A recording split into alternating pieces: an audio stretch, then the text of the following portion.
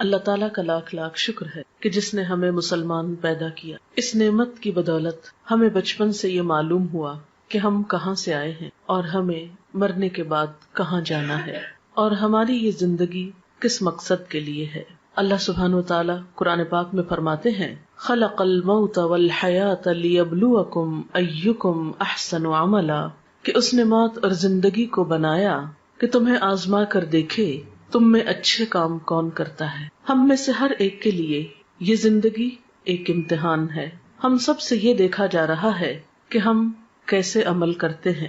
پھر ہماری زندگی کے اختتام پر ہم سب کو موت سے واسطہ پڑنے والا ہے، اور ہم سب یہ بات بھی اچھی طرح جانتے ہیں کہ ہماری زندگی میں وہ دن بھی آنے والا ہے جب ہم سب کو اللہ کے حضور حاضر ہونا ہے. وہاں ہمارے اچھے اور برے اعمال کی جانچ پرکھ ہونی ہے. وہاں ہم سے نعمتوں کے بارے میں سوال کیا جانے والا ہے. لہٰذا ہم میں سے ہر ایک کو ان حقائق کے بارے میں اچھی طرح معلوم ہونا چاہیے.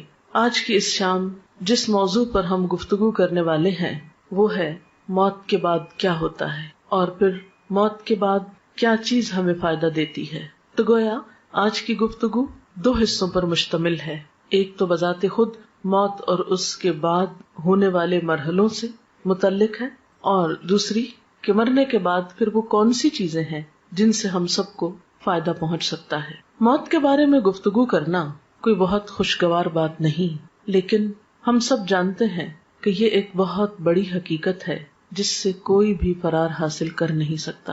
یہ ایک ایسا تلخ پیالہ ہے جو ہم میں سے ہر ایک کو پینا ہے. اس لیے عقل مند ہے وہ شخص جو آنے والے وقت سے پہلے اس کے لیے تیاری کر لے اور اچھی طرح جان لے کہ اس پر کیسی کیسی کیفیات گزرنے والی ہیں. قرآن پاک میں اللہ سبحانہ وتعالیٰ فرماتے ہیں کل نفس ذائقۃ الموت، ہر شخص کو موت کا مزہ چکھنا ہے. اور یہ بات 3 بار فرمائی گئی ہے. موت کیا ہے؟ موت زندگی کا اپوزٹ ہے، زندگی کا جوڑا ہے. ہر چیز اپنے جوڑے کے ساتھ مکمل ہوتی ہے. اسی طرح زندگی کا تصور اس وقت تک ادھورا رہتا ہے جب تک کہ موت کا ذکر نہ ہو.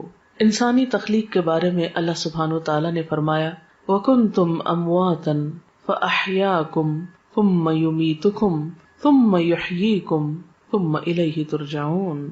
تم مردہ تھے، پھر اس نے تم کو زندہ کیا، پھر وہ تم کو موت دے گا، پھر وہ تم کو زندہ کرے گا، پھر تم اس کی طرف لوٹائے جاؤ گے، پھر تم اسی کی طرف جمع کیے جاؤ گے. ہم کچھ نہ تھے، پھر ہم وجود میں آئے، پھر ایک وقت ہوگا کہ موت آ جائے گی اور ہماری یہ ظاہری ہستی ختم ہو جائے گی، اور پھر ایک وقت آئے گا کہ دوبارہ زندگی ملے گی اور پھر اللہ کی طرف واپسی، حساب کتاب کا وقت. گویا ہر انسان ان 4 مرحلوں سے گزرتا ہے. پہلا مرحلہ کچھ نہ تھے. اس مرحلے میں ہماری روح موجود تھی کیونکہ اللہ تعالیٰ نے تمام روحوں کو حضرت آدم علیہ السلام کی پیدائش کے بعد پیدا کر لیا تھا، لیکن دنیا میں آنے تک وہ سب ایک انتظار گاہ میں ہوتی ہیں. اس میں روح ایک الگ وجود رکھتی ہے مگر جسم نہیں ہوتا. یہ کیفیت بھی موت سے ملتی جلتی ہے جب روح تنہا ہوتی ہے. پھر زندگی جب ملتی ہے تو روح کو جسم مل جاتا ہے. پھر جب موت آتی ہے تو روح جسم سے جدا کر دی جاتی ہے. پھر جب دوبارہ زندگی ملے گی تو جسم اور روح پھر آپس میں مل جائیں گے. تو گویا دوسرے لفظوں میں موت نام ہے جسم اور روح کی جدائی کا، اور زندگی نام ہے دونوں کے ملاپ کا. ہم کچھ نہ تھے، ہم وجود میں آئے، ہماری روح کو جسم ملا، اور جب ہماری زندگی پوری ہو جائے گی، ہمیں دیا ہوا وقت مکمل ہو جائے گا، تو پھر ہم میں سے ہر ایک کو موت کی کیفیت سے لازماً دوچار ہونا ہوگا. وہ وقت بہت اداسی کا وقت ہوتا ہے. جدائی کا وقت تو ویسے بھی خاص زندگی میں ہی کسی سے جدائی ہو وہ ایک تکلیف دہ وقت ہوتا ہے. الگ ہونا، بچھڑنا کوئی خوشگوار بات نہیں. عارضی جدائیاں بھی تکلیف دہ ہوتی ہیں، لیکن کچھ جدائیاں پھر مستقل ہو جاتی اور اس کے بعد دوبارہ اس دنیا میں واپسی کا امکان نہیں. پھر انسان اگلے مرحلے طے کرتا ہے. وہ وقت نہ صرف یہ کہ روحانی طور پر ایک اداسی کا، تکلیف کا وقت ہوتا ہے، بلکہ جسمانی طور پر بھی ایک تکلیف دہ وقت ہوتا ہے. موت کے وقت کی ایک سختی ہوتی ہے، روح کے ساتھ جسم بھی اس تکلیف کو محسوس کرتا ہے. انسان کا بال بال دکھتا ہے. وہ وقت ایک بے ہوشی کا سا وقت ہوتا ہے. قرآن پاک میں سورۃ قاف میں اللہ تعالیٰ فرماتے ہیں وَجَاءَتْ سَكْرَةُ الْمَوْتِ بِالْحَقِّ، اور موت کی بے ہوشی یا موت کی سختی حق لے کر آ پہنچی. یعنی موت کے وقت ایک بے ہوشی کی سی کیفیت اور ایک تکلیف کی سی کیفیت ہوتی ہے. اسی لیے حضور صلی اللہ علیہ وسلم نے ایک دعا سکھائی، اللہم اعنی علی سکرات الموت وغمرات الموت. اے اللہ تو میری مدد فرما موت کی بے ہوشیوں پر اور موت کے وقت جو تکلیف ہے اس پر. اللہ سبحانہ وتعالی یہ بھی فرماتے ہیں، کلا اذا بلغت التراقی وقیل من راق وظن انہ الفراق والتفت الساق بالساق الی ربک یومئذ المساق. سورۃ القیامہ کی ان آیات میں بتایا گیا کہ جب جان حلق تک پہنچ جاتی ہے تو کہا جاتا ہے کہ ہے کوئی جھاڑ پھونک کرنے والا. آدمی یہ سمجھتا ہے کہ اب دنیا سے جدائی کا وقت آ گیا. اس وقت پنڈلی کے ساتھ پنڈلی مل جاتی ہے، یعنی انسان کی انتہائی بے بسی کی کیفیت ہوتی ہے. نہ کوئی علاج کام آتا ہے، نہ کوئی دم درود کام آتا ہے، اور انسان اپنی روح کو خیر بات کہہ دیتا ہے. حضرت جابر رضی اللہ تعالی عنہ کہتے ہیں، رسول اللہ صلی اللہ علیہ وسلم نے فرمایا، موت کی تمنا نہ کرو، لا تمنوا الموت.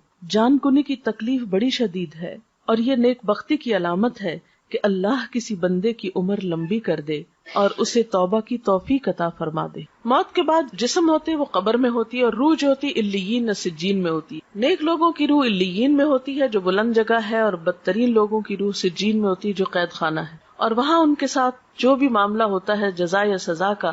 لیکن قبر کے اندر یا جسم جہاں پر بھی ہو ایک لنک اس کا برابر رہتا ہے جس سے جسم بھی تکلیف محسوس کرتا رہتا ہے، خواہ وہ ایک گھڑے کے اندر ہو یا پھیلا ہوا ہو. یہ بالکل ایسے ہی ہے جیسے کروڑوں میل دور سورج ہونے کے باوجود اس کی کرن ہمارے جسم پہ پہنچتی ہے تو ایک کنیکشن ہو جاتا ہے، اور ایک جیسے شعاع آپ کی آنکھ میں اگر ریفلیکٹ ہو کے بھی آتی ہے تو ایک پیئرسنگ افیکٹ ہوتا ہے اس کا. تو اسی طرح قبر میں مردے کو جو عذاب ہوتا ہے یہ قرآن و حدیث سے ثابت ہے. لیکن شہداء کی روحیں جو ہیں وہ جنت میں ہوتی ہیں، ان کو رزق دیا جاتا ہے اور ان کے ساتھ اچھا معاملہ ہوتا ہے. آپ نے فرمایا شہیدوں کی روحیں سبز پرندوں کی شکل میں قندیلوں میں رہتی ہیں جو عرش الہی کے نیچے لٹکی ہوئی ہیں. جب چاہتی ہیں جنت میں سیر کے لیے چلی جاتی ہیں، اور جب چاہتی ہیں واپس آ کے انہیں قندیلوں میں بیٹھ جاتی. یہ مسلم کی روایت ہے. حضرت عبداللہ بن عباس کہتے ہیں کہ آپ صلی اللہ علیہ وسلم نے فرمایا، شہداء جنت کے دروازے پر بہنے والی خوبصورت نہر کے سبز گنبدوں میں ہیں جہاں انہیں صبح شام ان کا رزق دیا جاتا ہے. اس کے بعد یہ کہ قیامت کا دن آتا ہے اور انسان کا حساب کتاب شروع ہوتا ہے. میں اس کی تفصیلات میں نہیں جاؤں گی. میں اپنے لیکچر کا دوسرا اہم ترین حصہ کہ مردے کے لیے پھر ہمیں کیا کرنا چاہیے وہ تو پہنچ گیا جہاں اس کو پہنچنا تھا. ان احادیث کی روشنی میں اور قرآنی آیات کی روشنی میں زیادہ بڑا فرق جو ہے وہ مسلم اور کافر کا ہے، اور ایک چیز بیچ میں منافق کی بھی آتی اور برے اعمال کی بھی آتی. بہرحال قیامت کے دن انسان کی شکلوں صورتوں کو، اس کے مال کو، پراپرٹی کو، جائیداد کو، اس کی ذہانت اور اس کی ڈگریوں کو، سرٹیفکیٹس کو نہیں دیکھا جائے گا. اس کی نیت دیکھی جائے گی، اس کا اخلاق اور اس کے اعمال اور اس کا کردار دیکھا جائے گا کہ اس نے اللہ تعالیٰ کی پسند کے کتنے کام کی. مثلاً ایک شخص زبان کھولتا ہے اور غلط باتیں کرتا ہے، جھوٹ بولتا ہے، الزام تراشی کرتا ہے اور ساتھ نماز بھی پڑھتا ہے. ایک شخص شہید ہو رہا ہے اور ساتھ والدین کی نافرمانی وہ کرتا ہے. تو کچھ مسلمان ایسے ہوں گے کہ جن کے ملے جلے عمل ہوں گے. اب یہ اللہ تعالیٰ پر ڈپینڈ کرتا ہے کہ وہ کس کے ساتھ کیا معاملہ کرے. دیکھیں نا، آپ انسانوں میں کچھ انسان ہوتے ہیں جو آپ کے دوست ہوتے ہیں، آپ کو معلوم ہے کیسے معاملہ کریں. کچھ دشمن ہوتے ہیں، آپ کو پتا ہے. کچھ بیچ کے لوگ ہوتے ہیں، پھر وہ اللہ کی مرضی جس کیٹیگری میں ان کو رکھے. لیکن بہرحال نبی صلی اللہ علیہ وسلم نے جب صحابہ کرام کے سامنے ان سب باتوں کا ذکر کیا تو صحابہ کرام ایک موقع پر اتنا روئے کہ سب نے اپنے منہ پہ کپڑے ڈال لیے اور سسکیاں لے لے کر روئے. ان سب نے یہ محسوس کیا گویا یہ ساری باتیں ہمارے ہی بارے میں کی گئی ہیں. لیکن جب ہمیں اس طرح کی کوئی بات سنائی جائے تو ہم کہتے ہیں نہیں یہ تو کافر کی بات ہے، منافق کی بات ہے، ہم تو کلمہ پڑھتے ہیں اس لیے ہم پہ کوئی اثر نہیں. لیکن ٹھیک ہے ہم کلمہ پڑھتے ہیں، لیکن یہ بھی دیکھنا چاہیے کہ کلمے کی تصدیق کتنی کرتے ہیں، اس کو سچا کتنا مانتے ہیں، اور اللہ تعالیٰ کو بڑا کتنا مانتے ہیں، اس کی اطاعت کتنی کرتے ہیں. یہ بات بھی ہم سب کو سوچنے کی ہے. بات یہ ہے کہ عمل سے ہی انسان کی زندگی بنتی ہے اور اللہ تعالیٰ بھی انسان کے عمل کو دیکھتا ہے. اس لیے ہم سب کو یہ دیکھنا چاہیے کہ ہم نے اپنی آخرت کے لیے کیا تیار کر رکھا ہے. جیسے کہ قرآن پاک میں آتا ہے وَلْتَنْظُرْ نَفْسٌ مَا قَدَّمَتْ لِغَدٍ، چاہیے کہ ہر شخص دیکھے اس نے اپنے کل کے لیے کیا تیاری کی ہے. سورۃ یاسین میں بھی اللہ سبحانہ وتعالیٰ فرماتے ہیں اِنَّا نَحْنُ نُحْيِي الْمَوْتَى وَنَكْتُبُ مَا قَدَّمُوا وَآثَارَهُمْ وَكُلَّ شَيْءٍ أَحْصَيْنَاهُ فِي إِمَامٍ مُبِينٍ، کہ یقیناً ہم مردوں کو زندہ کریں گے اور ہم لکھ رہے ہیں جو کچھ وہ آگے بھیجتے ہیں اور جو اپنے آثار چھوڑ رہے ہیں، اور ہر چیز کو ہم نے ایک کھلی کتاب میں لکھ رکھا ہے.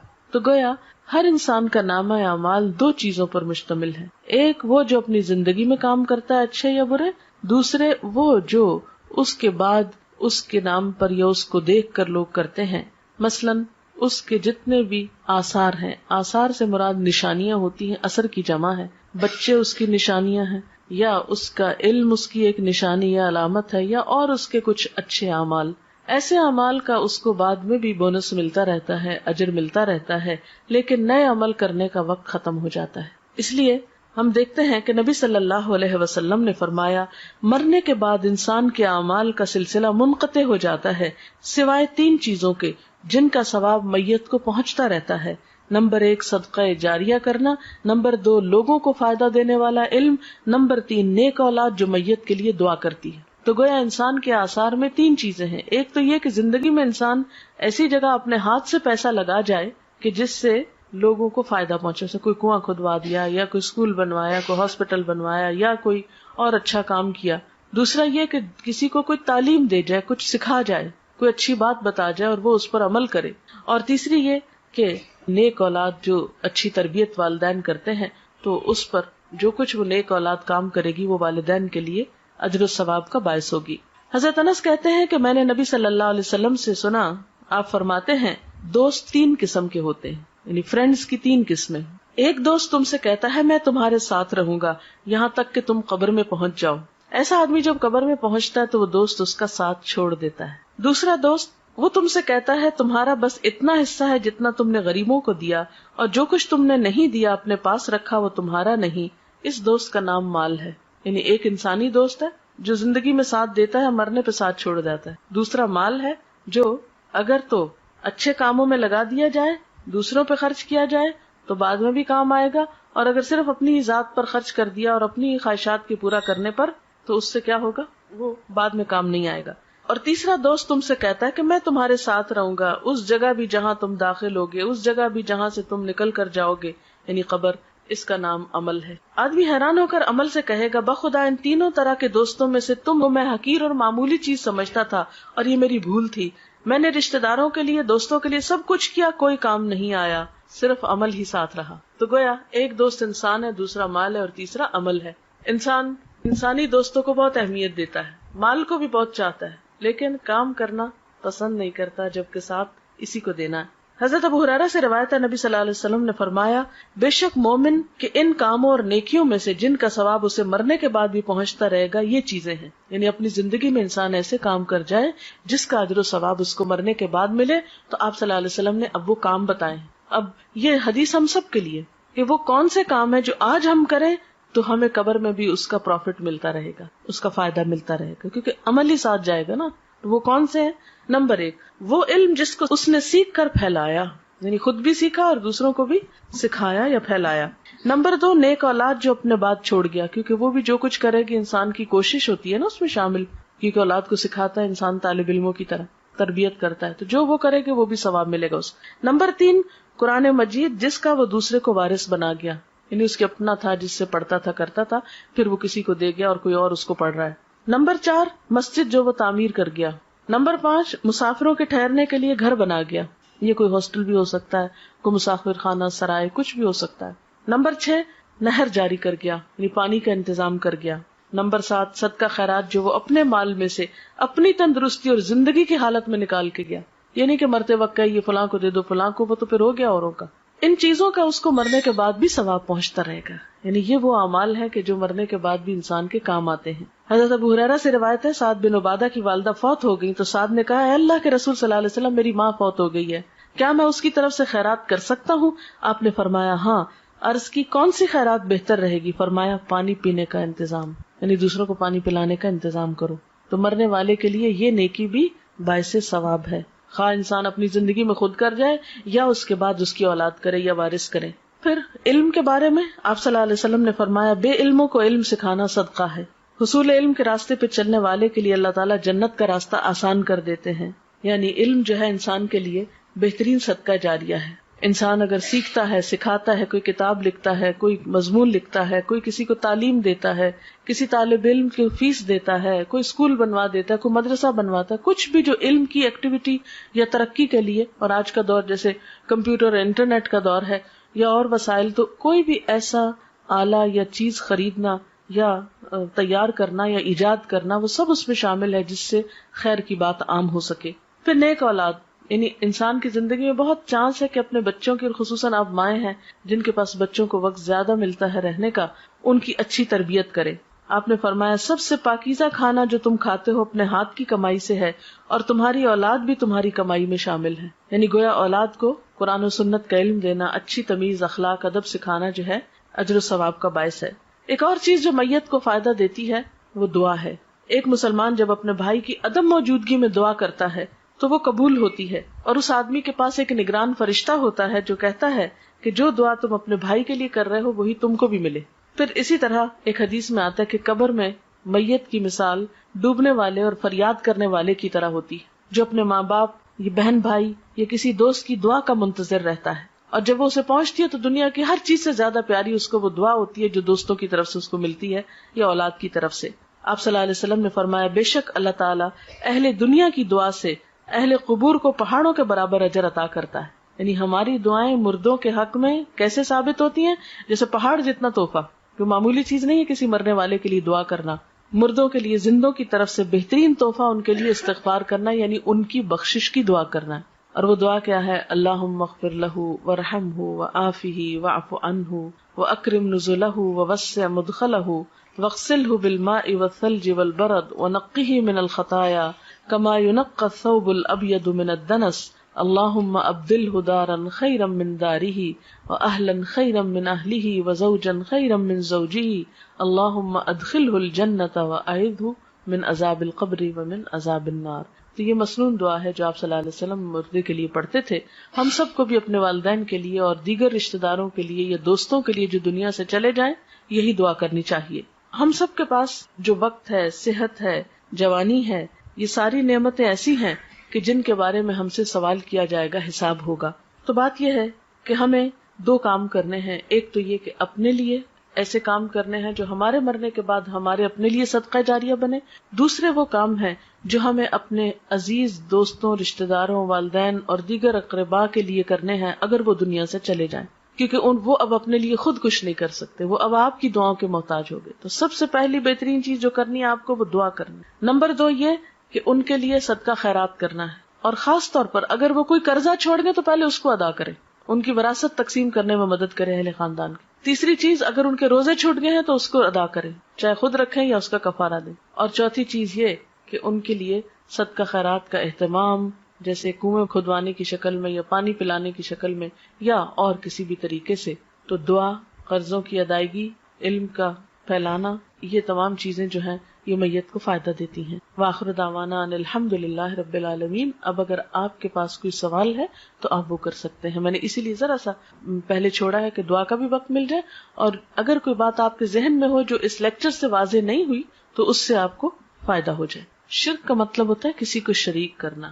اللہ تعالیٰ کی ذات میں، اس کی صفات میں، اس کے حقوق میں، اختیارات میں کسی اور کو شریک سمجھنا شرک ہوتا ہے. ذات میں شرک کیا ہے؟ جیسے اللہ تعالیٰ کو الہ ماننے کے علاوہ پتھروں کے بت یا فرشتوں یا نیک انسانوں کو بھی پوجنا، یعنی خواہ وہ کوئی قبر ہو یا پتھر کا کھڑا بت ہو یا کوئی فرشتہ ہو یا پھر مورت ہو یا کوئی بھی چیز. صفات میں شرک یہ ہوتا ہے کہ جو قوت اللہ کے پاس ہے وہ اوروں کے پاس بھی. مثلا وہ رزق دیتا ہے تو ہم یہ آس لگا لیں کوئی اور بھی دیتا ہے. اگر وہ دعائیں سنتا ہے تو ہم سمجھے کوئی اور بھی ہماری پکار سننے والا ہے. اگر وہ رزق اور اولاد دیتا ہے تو ہم سمجھے کسی انسان کے ہاتھ میں بھی ہے، نعوذ باللہ. ایسا یہ صفات میں شرک ہوتا ہے. کسی کو قسمتوں کا بنانے بگاڑنے والا ماننا نہیں، یہ سب صرف اللہ ہی کرتا ہے. ان یمسسک اللہ بضر فلا کاشف لہ الا، اگر تم کو کوئی نقصان پہنچے تو اس کو دور کرنے والا کوئی نہیں سوائے اللہ کے. اگر یہ سمجھنا کہ ہمارا غم اور مشکل کشائی کوئی اور کر دے گا، یہ شرک. اسی طرح حقوق کے، جیسے عبادت اللہ کی ہونی چاہیے، اگر آپ غیر اللہ کی شروع کر دیں، نماز، روزہ، سجدہ وغیرہ، تو یہ شرک. اختیارات یہ کہ جیسے اختیارات اللہ کے اگر کسی اور میں سمجھے تو یہ بھی شرک. سوال ہے میت کے نام پر کھانا پکا کر کسی کو کھلانا یا مسجد میں بھیجنے سے میت کو فائدہ ہے یا نہیں؟ اگر وہ کسی غریب کو آپ کھلا رہے ہیں، کسی ضرورت مند کو دے رہے ہیں، تو انشاءاللہ فائدہ پہنچے گا، یعنی صدقہ اس کے نام پر آپ کر رہے ہیں، اس کو فائدہ پہنچانے کا۔ لیکن اگر وہ پکا کر خود ہی بیٹھ کے کھا لیتے ہیں، جیسے ہمارے یہاں ہوتا ہے کہ تیسرے دن کل کرتے ہیں اور اس میں اچھے اچھے فروٹ کاٹتے ہیں اور وہ سب آئے ہوئے دوست رشتے دار کھا پی کے گھروں کو چلے جاتے ہیں، پارٹی کا سما ہوتا ہے، تو یہ تو کوئی صدقے کی قسم نہیں ہے۔ یا پھر یہ کہ ہر جمعرات کو ہم اسی طرح کا کام کرتے ہیں، یا 40 دن گزرنے پر ہم دیگ چڑھاتے ہیں اور سب ایک جیسے دعوت ہو رہی ہے سب کی، آئے بیٹھے کچھ اور کھایا پیا اور چلے گئے، تو صدقہ ہے نا، یعنی کسی غریب کو کھلانا، کسی ضرورت مند کو دینا۔ تو میت کے نام پر اگر آپ صدقہ کرنا چاہتے ہیں تو ضرورت مندوں کو دیں، یتیموں کو دیں، بیواؤں کو دیں، مسکینوں کو دیں، یہ صدقہ ہوگا۔ 13 شعبان کو میت کے حوالے سے کوئی چیز قرآن و سنت سے ثابت نہیں ہے۔ اچھا، اب آپ دیکھیں کہ میت کے لیے مثلاً اگر صدقہ کرنا ہے اور آپ کو غریب مسکین کو بھی آپ نے کھانا کھلا دیا تو اور کیا کریں؟ کسی کو پڑھا دیں، کسی بچے کی فیس دے دیں، اور نیت یہ کر لیں کہ اس کا ثواب میت کو پہنچے۔ کوئی اسکول بنوا، آپ دیکھیں ہمارے اسکولوں میں لائٹ نہیں ہوتی، بیٹھنے کو کرسیاں نہیں ہیں بچوں کے، اور اسی طرح عمارت نہیں ہے سر پہ۔ پاکستان میں کتنے اسکول ایسے ہیں جن کی چھتیں ہی نہیں ہیں، اوپن میں اسکول ہو رہے ہیں۔ تو یہ علم جو ہے یہ فرض ہے مسلمانوں پر حاصل کرنا، طلب العلم فریضۃ علی کل مسلم۔ اس فرض کی ادائیگی میں اگر آپ کوئی بھی چیز میت کے لیے کرتے ہیں تو اس کا بھی فائدہ ہے۔ اور ابھی تو مردے کی حالت میں نے بتائی ہے کہ یا تو نیک ہوگا اور یا بد ہوگا۔ تو اب اگر ایک شخص سزا میں مبتلا ہے وہاں، تو آپ کا کیا خیال ہے وہ عید کر رہا ہوگا؟ یہ تو عقل کو بھی نہیں لگتی نا بات کی مردہ عید کرے۔ مردوں کی کیا عید؟ نصف شعبان کی کیا کوئی دعا ہے؟ یہ دعا کی کوئی فضیلت ہے؟ دیکھیں کہ آپ صلی اللہ علیہ وسلم سے کوئی ایسی دعا تو ہمیں نہیں پتہ چلتی قرآن و سنت میں کہ جو آپ نے 15 شعبان کو خاص طور پہ مانگی۔ دیکھیے کہ اسلام میں عبادت کا جو تصور ہے وہ یہ ہے کہ بندہ ہر لمحہ اپنے رب کو یاد کرے، یہ ہے عبادت کی روح۔ یہ نہیں کہ آپ سال بھر بھولے رہیں اور ایک دن بس جلدی سے جا کے ہاتھ لگائیں، یاد کر لیں، پھر آ کے واپس بھول جائیں۔ کرسچنس کے اندر تو یہ ہے کہ سنڈے کے سنڈے آپ جا کے خدا کو یاد کر لیں اور باقی دن جو ہے وہ اپنی مرضی کے گزارے۔ اسلام میں کیا ہے؟ فاذکرونی اذکرکم، مجھے یاد کرو میں تم کو یاد کروں گا۔ نبی صلی اللہ علیہ وسلم کا طریقہ کیا ہوتا تھا؟ کان یذکر اللہ فی کل احیان، آپ اللہ کو ہر لمحہ یاد کیا کرتے تھے۔ الذین یذکرون اللہ قیاما وقعودا وعلی جنوبہم، وہ لوگ جو اللہ کا ذکر کرتے رہتے ہیں کھڑے اور بیٹھے اور لیٹے۔ یہ ہے عبادت کا تصور۔ جیسے نماز ہے، دن میں 5 نمازیں فرض ہیں، اس کی پابندی لازم ہے، اس کو نہ پڑھنے پہ سخت پکڑ ہے۔ قیامت کے دن پہلا سوال نماز کے بارے میں ہوگا۔ پھر اس کے بعد سال میں روزے فرض ہیں، وہ اگر رمضان کے بغیر آپ رکھیں گے تو اس کو کوئی فائدہ نہیں، وہ نفل شمار ہوگی۔ ایک روزہ رمضان کا بغیر کسی وجہ کے چھوڑ دینا، اس کے بدلے میں زندگی بھر روزے رکھے تو وہ اجر نہیں ملتا۔ یعنی پوری زندگی آپ روزے رکھیں نا اور ایک چھوڑ دیں رمضان کا روزہ تو وہ برابر نہیں ہو سکتا اجر۔ پھر حج فرض ہے صاحب استطاعت لوگوں پر، اور حج کے لیے دن مقرر ہے، مہینہ مقرر ہے، وقت اور جگہ مقرر ہے۔ اگر اس پہ آپ نہیں پہنچے تو آپ کا حج نہیں ہوا۔ عیدوں کا دن مقرر ہے، زکوٰۃ کے لیے کہ جب آپ کا سال پورا ہو، سال میں کسی بھی وقت جب آپ کا ٹائم پورا آپ دے دیں۔ یہ تو ہے مقرر دن، مقرر وقت، مقرر جگہ، مقرر طریقے۔ باقی کیا ہے؟ ہر وقت اللہ کو یاد کرو، ذکر کرو، توبہ استغفار کرو، تسبیح کرو، صدقہ خیرات کرو، کچھ بھی کرو۔ لیکن ہم نے کیا کیا ہے کہ کچھ مخصوص دنوں کو بس خاص کر لیا عبادت کے لیے اور باقی زندگی اپنی مرضی کے لیے۔ یہ طریقہ کار درست نہیں ہے۔ اس میں پھر خاص طور پر جو چیزیں بہت زیادہ زور پکڑ رہی ہیں وہ رجب کی 27 تاریخ کو عبادت کر لینا یا 15 شعبان کو کر لینا، حالانکہ حضور صلی اللہ علیہ وسلم شعبان میں اتنی کثرت سے روزے رکھتے تھے کہ اور کسی مہینے میں رمضان کے علاوہ نہیں۔ آپ کہتے تھے کہ اس مہینے میں اعمال اللہ کے حضور پیش کیے جاتے ہیں کہ میرا جی چاہتا ہے کہ جب میرے عمل اللہ کے حضور پیش کیے جائیں تو میں روزے سے ہوں، یعنی اتنا اجر و ثواب ہے اس مہینے میں روزے رکھنے۔ لیکن ہم لوگوں نے باقی تو نفلی روزے بھول کے صرف ایک 15 کا روزہ رکھ لیتے ہیں، حالانکہ آپ نے صرف ایک دن مخصوص نہیں کیا اس کے لیے۔ ہاں 15 کے بعد روزے رکھنے سے منع کیا ہم کو تاکہ اگلے رمضان کے اوپر اثر نہ پڑے۔ باقی اس مہینے میں صدقہ خیرات کریں، ذکر اذکار کریں، نمازیں پڑھیں، جو بھی کریں اچھے کام وہ آپ کو فائدہ دیں گے۔ لیکن صرف مخصوص اوقات میں مخصوص طریقے کی مخصوص نماز پڑھ کے فارغ ہو جانا اور پھر فرائض کی بھی پابندی نہ کرنا، یہ بات درست نہیں۔ عورتوں کے قبرستان جانے کے بارے میں یہ کہ پسندیدہ نہیں ہے، کبھی ایک آدھ بار چلا جائے انسان عبرت کے لیے تو اور بات ہے، جیسے حضرت عائشہ سے روایت ہے ایک دفعہ وہ گئی تھی اپنے بھائی کی قبر پر، یا یہ کہ آپ لوگ کہیں بازار سے گزر رہے ہوتے ہیں تو راستے میں قبرستان ہے اور گاڑی گزر رہی تو آپ بھی دعا پڑھ دیں۔ لیکن اسپیشلی قبرستان کے اندر جا کے کسی قبر کے پاس بیٹھ رہنا اور عورتوں کا کثرت سے جانا، اس کو ناپسند کیا گیا ہے۔ کوئی شخص مر گیا اس کے نام پر کھانا پکانا اور فاتحہ پڑھنا کیا درست ہے؟ میں نے بتایا نا ابھی کہ اس کی طرف سے صدقہ کرنے کے لیے آپ کسی غریب کو دے دیجئے اور کسی ضرورت مند کو کھلائیے. آپ اس کے نام پہ صدقہ کر سکتے. نام سے مراد یہ کہ اس کی طرف سے کہ اس کو ثواب پہنچے، صدقہ خیرات آپ کر سکتے ہیں. جی فاتحہ جو ہے یہ تو اپنی ہدایت کی دعا ہوتی. سورۃ الفاتحہ میں کیا ہے؟ ایاک نعبد و ایاک نستعین اہدنا الصراط المستقیم. ہم صرف تیری عبادت کرتے ہیں اور تجھ سے ہی مدد مانگتے ہیں، ہمیں سیدھا راستہ دکھا. تو مردے کو تو ہدایت کی دعا نہیں چاہیے، مردہ تو مر گیا، اس کو تو اب بخشش کی دعا چاہیے. اس لیے اس موقع پر کچھ مخصوص ذکر آپ صلی اللہ علیہ وسلم نے ہمیں نہیں سکھایا. بس نیت کریں، خواہ گھر میں نہیں بھی پکائیں. دیکھیں کتنے لوگ ہیں جو گھر میں کھانا پکا سکتے ہیں. کئی لوگ جو ہے وہ ان میں ہمت نہیں، کوئی بیمار ہے، کوئی مصروف ہے، کوئی کسی کے پاس اتنی وسعت نہیں.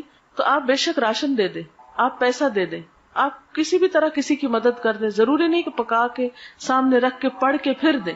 یہ ہم نے خود رواج نکال لیا ہے. دعا کرنا جو ہے میت کو سب سے زیادہ فائدہ دیتا ہے. دیکھیں ہمارا دعا پہ کچھ خرچ نہیں آتا. اذان سن لیجئے پھر دعا کرتے ہیں. سبحان اللہ وبحمدہ عدد خلقہ ورضا نفسہ وزنۃ عرشہ ومداد کلماتہ سبحان اللہ العظیم. اللہم صلی علی محمد وعلی آل محمد کما صلیت علی ابراہیم وعلی آل ابراہیم انک حمید مجید. اللہم بارک علی محمد وعلی آل محمد کما بارکت علی ابراہیم وعلی آل ابراہیم انک حمید مجید. ربنا آتنا فی الدنیا حسنۃ وفی الآخرۃ حسنۃ وقنا عذاب النار. ربنا لا تزغ قلوبنا بعد اذ ہدیتنا وہب لنا من لدنک رحمہ انک انت الوہاب. ربنا ہب لنا من ازواجنا وذریاتنا قرۃ اعین واجعلنا للمتقین اماما. ربنا لا تؤاخذنا ان نسینا او اخطأنا. ربنا ولا تحمل علينا إصرا كما حملته على الذين من قبلنا. ربنا ولا تحملنا ما لا طاقة لنا به واعف عنا واغفر لنا وارحمنا أنت مولانا فانصرنا على القوم الكافرين. یا اللہ پاک جو کچھ ہم نے پڑھا ہے سنا ہے اپنی رحمت سے اسے قبول فرما. یا اللہ جو باتیں آپ کی مرضی کے مطابق ہوئی ہیں، آپ کو پسند آئی ہیں، ہم سب کو اس پر عمل کی توفیق عطا فرما.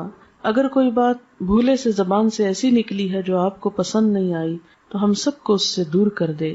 یا اللہ تو ہمارے گناہوں کو معاف کر دے، ہمیں ہدایت عطا فرما، ہمیں ان کاموں کی توفیق دے جن سے تو راضی ہو جائے. اللہ ہمیں اپنی محبت عطا کر دے، اپنے حبیب محمد صلی اللہ علیہ وسلم کی محبت عطا کر دے، نیک بندوں کی محبت عطا کر دے. یا رب العالمین تو ہمارے گناہوں کو معاف کر دے، ہماری کوتاہیوں سے اور سستی سے درگزر فرما. یا اللہ تو ہمیں اس زندگی میں ان کاموں کی توفیق دے جن سے تو راضی ہو جائے. اللہ ہمارے والدین پر اپنی رحمت فرما. یا رب العالمین ریحانہ اور رخسانہ کی والدہ پر اپنی رحمت فرما، ان کے درجات بلند فرما، ان کو اپنی عافیت میں رکھ، ان کو جنت الفردوس کے اعلیٰ مقام میں جگہ عطا فرما، انہیں آخرت کی بہترین بھلائیاں نصیب فرما، ان کی اولاد کو ان کے لیے صدقہ جاریہ بنا، انہیں بہترین نیک اعمال کی توفیق دے جو ان کی والدہ کے لیے بہترین اجر کا سبب ہوں. یا رب العالمین ہم سب بھی اس رستے کے مسافر ہیں، ہمیں بھی ان کاموں کی توفیق دے جو ہمیں وہاں کام آنے والے ہیں. ہماری موت کی سختی کو ہم پہ آسان کر دینا، نیک فرشتوں سے ہمارا واسطہ ہو. یا اللہ ہمیں قبر کے عذاب سے بچانا. یا اللہ تو ہمارا خاتمہ ایمان پر فرمانا، آخری وقت کلمہ نصیب فرمانا. یا اللہ ہماری اولادوں کو ہماری آنکھوں کی ٹھنڈک بنا، انہیں دنیا اور آخرت میں کامیابی دے. یا اللہ ہمیں نیکی کے کاموں کی توفیق دے، برائیوں سے بچنے کی توفیق عطا کر دے. اپنی ذات پر ہمیں مکمل ایمان اور بھروسہ عطا کر دے. جتنی بہنیں یہاں آئی ہیں سب کا آنا قبول کر، اس گھر پر اپنی خیر و برکت نازل فرما، سب کے دکھ تکلیفیں پریشانیاں دور فرما، ہم سب کو اپنی رحمت سے ڈھانپ لے، ہم سے درگزر فرما. تو ہی ہمارا مولا ہے، ہم سب پر اپنی رحمت فرما. ربنا تقبل منا انک انت السمیع العلیم وتب علینا انک انت التواب الرحیم. وصلی اللہ تعالی علی خیر خلقہ محمد وعلی آلہ واصحابہ واہل بیتہ اجمعین برحمتک یا ارحم الراحمین. الہی آمین. سبحانک اللہم و بحمدک نشہد ان لا الہ الا انت نستغفرک و نتوب الیک۔ رخسانہ، کچھ کیسٹ اور کتاب شاید آپ کو اپنی والدہ کے صدقہ جاریہ کے لیے تقسیم کرنا چاہتی ہیں، اس کے لیے میں آپ کو تھوڑا سا گائیڈ کرنا چاہوں گی کہ جب بھی آپ نماز پڑھیں اور قرآن پاک پڑھیں تو یہ چھوٹی سی دعاؤں کی کتاب ہے، اس کو آپ اپنے پرس میں رکھ لیں، اپنے کہیں بھی قریب رکھ لیں۔ تو ویسے تو اتنی دعائیں زبانی یاد نہیں ہوتی، بھول بھی جاتے ہیں ہم، ترتیب یاد نہیں ہوتی، تو آپ کیا کر سکتے ہیں کہ قرآن پاک کے بعد دعا قبول ہوتی ہے، اس وقت آپ وہ کتاب کھولیں، 5 دعائیں، 10 دعائیں، 20 جتنی آپ میں توفیق ہو ان کو پڑھ لیں، نشانی رکھ لیں، پھر اگلی نماز کے بعد پھر اگلی 5-10 پڑھ لیں، پھر اگلی نماز کے بعد اس طرح کر لیں، یا اگلی تلاوت کے بعد، کیونکہ میرا خود اپنا طریقہ یہی ہے کہ میں جب بھی نماز یا قرآن پڑھتی ہوں تو پھر ان دعاؤں کو آگے آگے چلاتی جاتی ہوں۔ اس طرح الحمدللہ قرآن کی دعائیں اور نبی صلی اللہ علیہ وسلم کی جو مسنون دعائیں ہیں جس میں دنیا آخرت کی ہر بھلائی کا ذکر ہے، ہمارا اپنا دماغ اتنا کام نہیں کرتا، تو وہ آپ پڑھتے جائیں۔ اس کا ایک تو فائدہ آپ کو خود ہوگا، دوسرا یہ کہ جن کے صدقہ جاریہ کے لیے یہ دیا جا رہا ہے ان کو بھی ثواب پہنچے گا۔ دوسرا ایک کیسٹ ہے، اس کیسٹ کا نام ہے واپسی۔ یہ ہماری ایک بچی تھی، طالبہ تھی، وہ فوت ہو گئی، اچانک اس کا ایکسیڈنٹ ہوا تو فوت ہو گئی۔ وہ اتنی نیک بچی تھی کہ خود پڑھتی بھی تھی اور پڑھاتی بھی تھی اور ہر ایک کی مدد کے لیے تیار رہتی تھی، تو اس کی زندگی ایک بہت مثالی زندگی تھی۔ اور اس کے علاوہ تعزیت کے کچھ آداب اور واپسی کا جو سفر ہے دنیا سے، اس پہ کچھ باتیں اس کیسٹ میں موجود ہیں، آپ خود بھی سنیں، اوروں کو بھی سنائیں، تو اس سے بھی انشاءاللہ ان کی والدہ کے لیے بھی اور خود اس بچی کے لیے جو فوت ہوئی ہے ایک صدقہ جاریہ ہوگا۔ اگر ہم دوسروں کے لیے بھلائی سوچیں گے، ہم دوسروں کے لیے خیر سوچیں گے، تو انشاءاللہ اللہ تعالی ہمارے لیے بھی کوئی خیر کا راستہ نکال دے گا۔ السلام علیکم ورحمۃ اللہ وبرکاتہ۔